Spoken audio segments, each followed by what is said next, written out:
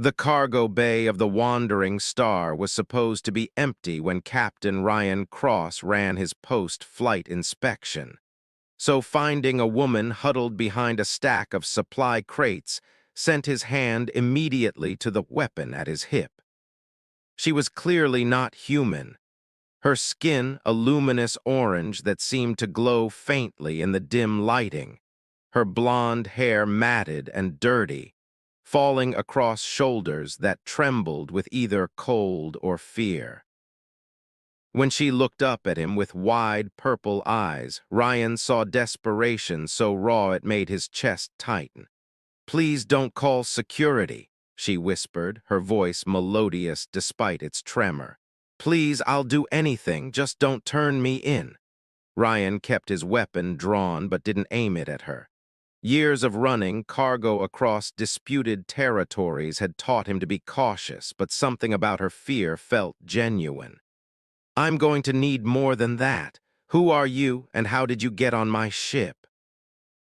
"My name is Sierra," she said, slowly raising her hands to show she wasn't armed.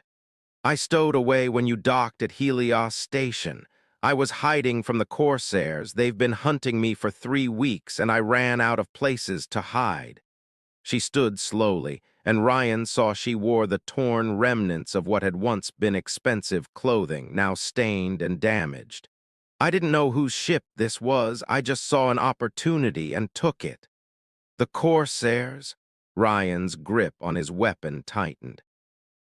The Corsair Syndicate was bad news, a criminal organization that controlled large swaths of the outer territories through violence and intimidation. "What do they want with you?" Sierra's expression shifted to something between anger and terror. "I was engaged to their leader's son, Draven, an arranged match by my family to secure trade agreements and protection. But Draven—" She stopped, and Ryan saw her hands clench into fists. "He's a monster, cruel and violent. When I saw what he really was, I tried to break the engagement. My family refused. They said the alliance was too valuable, so I ran." "And Draven didn't take that well," Ryan guessed. "He took it as a personal insult," Sierra said bitterly. "He's put a bounty on me, 50,000 credits for my return, alive and unharmed. He wants to make an example of me to show that no one refuses a Corsair and lives free." She took a step toward Ryan, and he saw the desperation intensify in her purple eyes. "Captain, I'm begging you, protect me and I'll be yours forever. I'll work on your ship, I'll give you everything I have left, I'll do whatever you ask. Just please don't send me back to him." Ryan's mind raced. 50,000 credits was a fortune, enough to pay off his ship's outstanding loans, to finally stop taking the dangerous cargo runs that barely kept him solvent. But looking at Sierra, at the fear and determination warring in her expression, he couldn't imagine turning her over to people who'd hunt her like an animal. "I'm not in the business of trafficking people," he said, holstering his weapon. Sierra's shoulders sagged with relief so profound she almost collapsed. Ryan caught her arm, steadying her, and felt how she trembled. "When did you last eat?" "2 days ago," Sierra admitted. "Maybe 3, I lost track." Ryan made his decision, knowing it was probably foolish but unable to do anything else. "Come on, let's get you to the galley and fed. Then we'll figure out what to do about the Corsairs." Over a simple meal of protein bars and synthesized juice, all Ryan had on a bare-bones cargo ship, Sierra told him her story. She was from Aurelia, a wealthy trade world where her family controlled shipping lanes and port facilities. The arranged marriage to Draven had been her father's idea, a way to expand their influence and buy protection from Corsair raids. Sierra had agreed reluctantly, believing she could make the best of it. "I was so naive," she said, staring at the protein bar in her hands.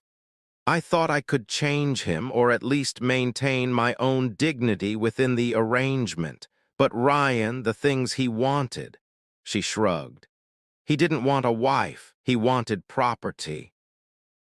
Something he could control and hurt when the mood struck him. So you ran, Ryan said, studying her.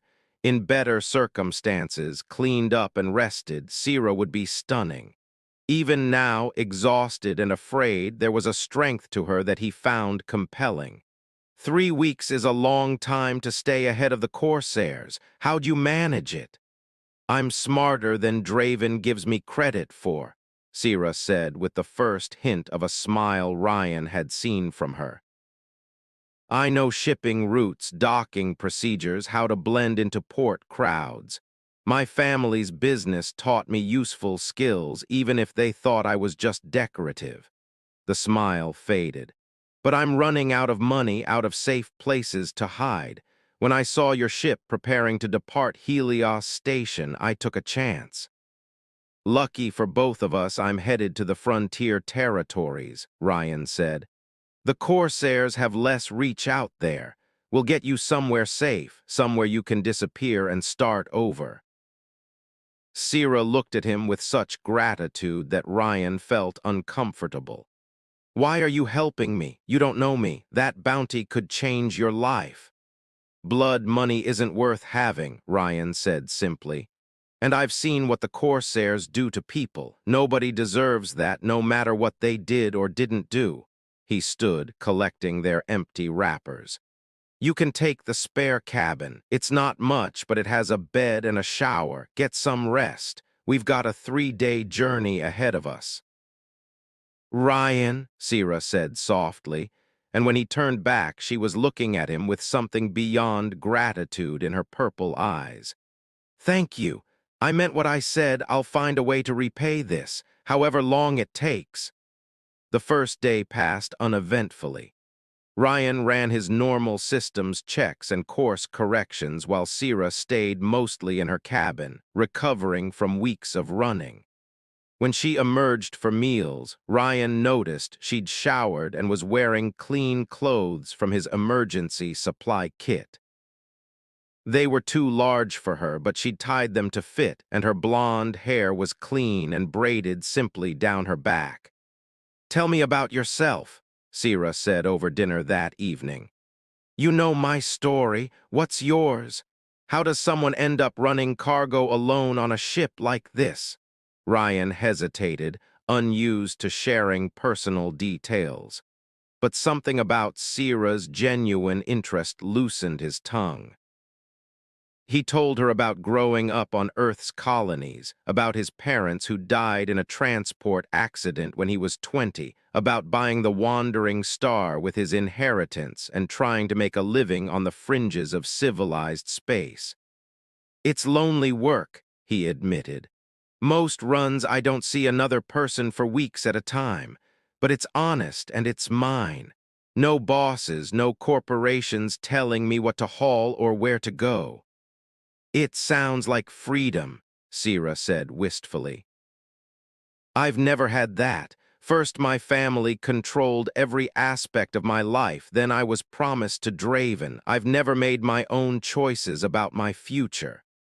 You made one, Ryan pointed out. You chose to run. That took courage. Or desperation, Sira said with a bitter laugh. I'm not sure there's much difference. They talked late into the ship's night cycle, and Ryan found himself enjoying her company more than he'd enjoyed anyone's in years. Sira was intelligent and funny, with a dry wit that caught him off guard. She asked thoughtful questions about his travels and listened with genuine interest to his stories about strange ports and difficult clients.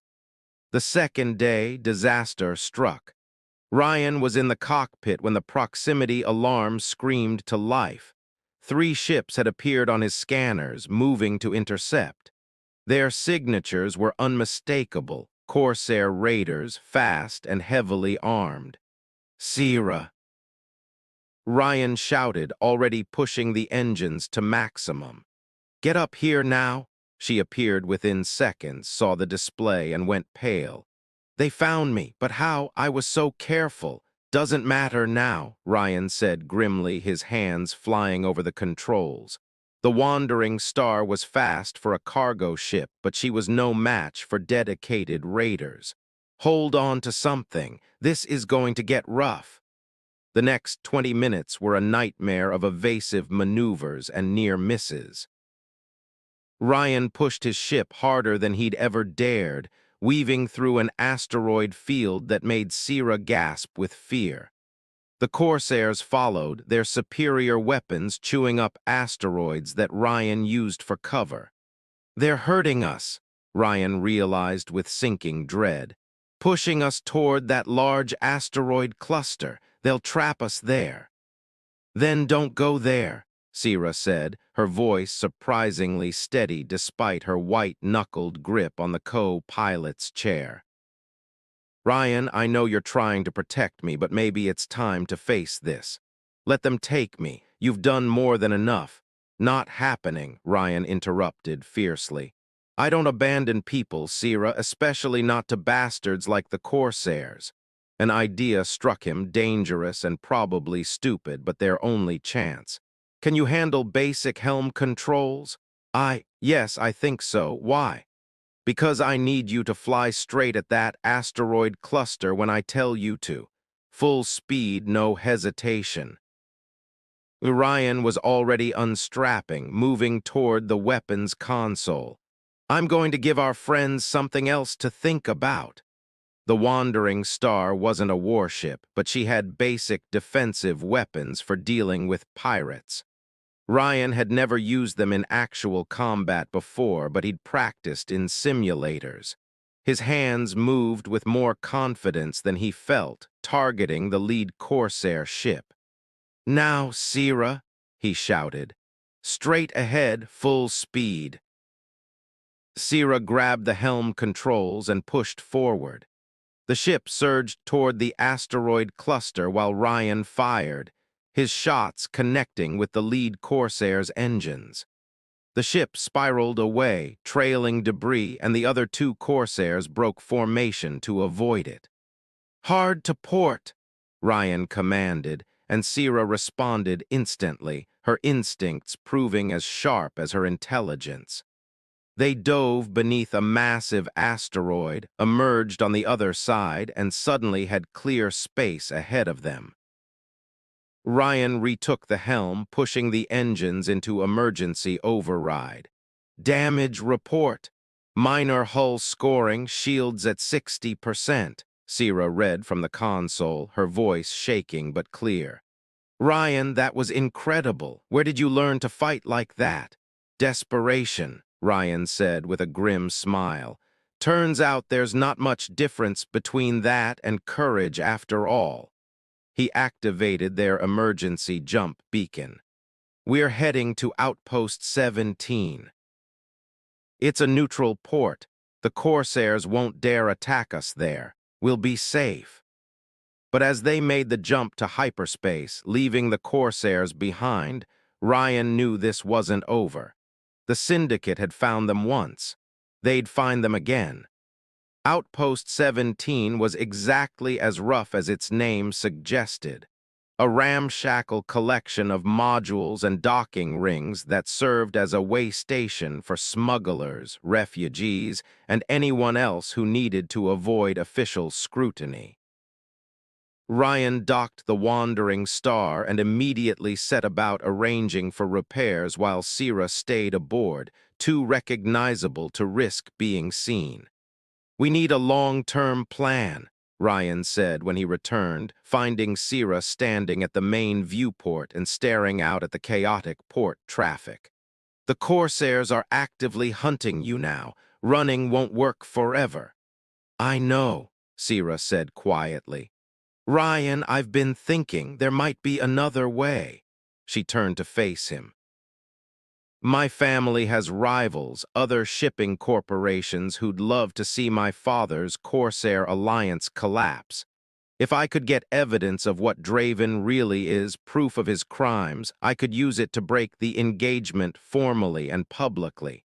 My family would have to honor that or lose face across the sector. And where would we get this evidence? Ryan asked. From Draven himself, Sierra said. He's arrogant, Ryan. He records everything as trophies, his victories, his cruelties, everything he's proud of. If we could get access to his personal data stores. She moved closer to Ryan, her purple eyes intense. I know it's dangerous. I know I'm asking too much already, but if there's even a chance. You want to break into a Corsair base, Ryan said flatly. The family estate on Nexus Prime, Sierra corrected. It's heavily guarded, but I know the layout. I lived there for 2 months before I ran. And during the Founders' Festival next week, most of the security will be deployed to the public celebrations. It's our best chance. Ryan should have said no. Should have dropped Sierra at Outpost 17, given her enough credits to disappear, and gone back to his lonely cargo runs.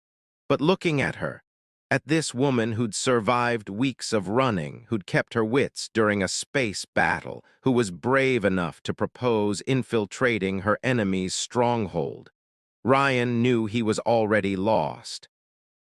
This is insane, he said. Yes, Sierra agreed. We'll probably get caught. Possibly. And if we succeed, you'll be free. You won't need protection anymore. You won't need me. Sierra stepped closer, reaching up to touch his face with gentle fingers. Is that what you think, that I'm only staying because I need protection? She shook her head, her blonde hair catching the viewport's light. Ryan, you could have turned me in for that bounty. You could have abandoned me to the Corsairs when they caught up with us. You could have dropped me here and walked away. But you didn't. You fought for me. You risked your life for me. Anyone would have done the same, Ryan said, but his voice was rough. No, they wouldn't. Most people would have taken the easy money. Sierra's hand slid from his face to rest over his heart. When I said I'd be yours forever, you thought I was just bargaining for my life. But Ryan, I meant it, not as payment or obligation, as choice. I'm falling in love with you, you stubborn, brave, wonderful man. So yes, let's break into Draven's estate. Let's get that evidence. Let's end this properly. And then, if you'll have me, I'd like to stay on your ship and see where this goes. Ryan pulled her close, and when their lips met, it felt like coming home after a long journey. I'm falling for you too, he admitted when they finally broke apart. Have been since I found you in my cargo bay. But Sierra, you should know, even after we clear your name, even after you're free, my life isn't glamorous. It's a small ship, lonely routes, basic amenities. It's freedom, Sierra said, echoing his earlier words. It's choosing my own path, and it's you. She smiled, brilliant and genuine. That's everything I want. The break-in at Draven's estate during the Founders' Festival was everything Ryan had feared and more tense, dangerous, with several close calls that left them both breathless and terrified.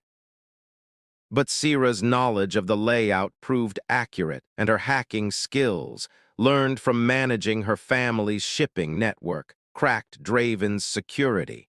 What they found in his personal files was damning, evidence of murders, smuggling operations, and atrocities that went far beyond normal Corsair criminality. Sierra copied everything, her face pale as she witnessed the proof of what her future would have been. Let's go, Ryan urged as alarms began sounding. We've got what we need.